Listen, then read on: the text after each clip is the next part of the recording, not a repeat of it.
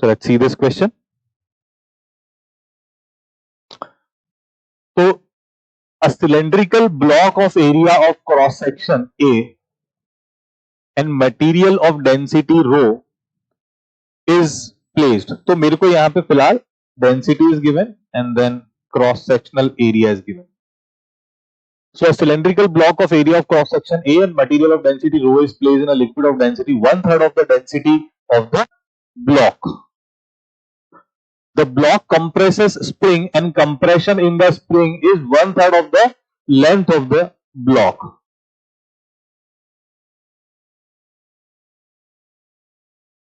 If acceleration due to gravity is g, the spring constant of the spring is. चलो, तो ये यहां पे भी जो अपने पास कॉन्सेप्ट इस्तेमाल हो रहा है, कॉन्सेप्ट इज बेसिकली कि if something is in equilibrium, in equilibrium क्या हो जाना चाहिए, बॉडी पे लगने वाले नेट फोर्सेस जो हो वो कैसे हो जाने चाहिए, वो जीरो होने चाहिए, है ना, बस इतनी सी बात है। और दूसरा कॉन्सेप्ट हम लोग यहाँ पे जो इस्तेमाल कर सकते हैं वो बॉयंट फोर्स का, density of liquid submerged volume into g, that's it, बस। तो अब देखते हैं कि भाई एक तो ये चीज पानी में डूबी हुई है तो इस पे एक तो बॉयंट फोर्स लग ही रहा है, कितना लग रहा होगा, डेंसिटी ऑफ लिक्विड, वॉल्यूम कितना सबमर्ज्ड है, A into L, cross sectional area into उसकी लंबाई इंटू जी, राइट। एक लगता होगा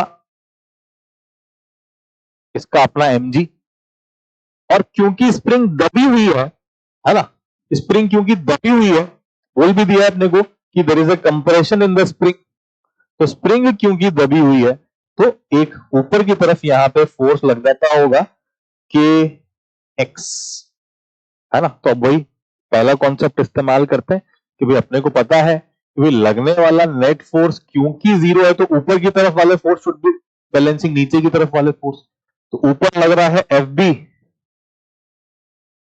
प्लस के एक्स, ये बैलेंस कर देने चाहिए भाई mg को, वैल्यूज पुट करते। तो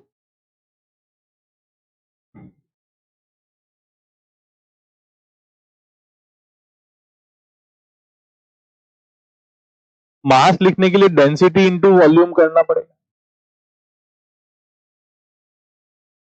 बस। तो अभी ऐसा एक तो नजर आ जाता है कि L सब जगह आ रहा है, मत आने दो, हटाओ। नाउ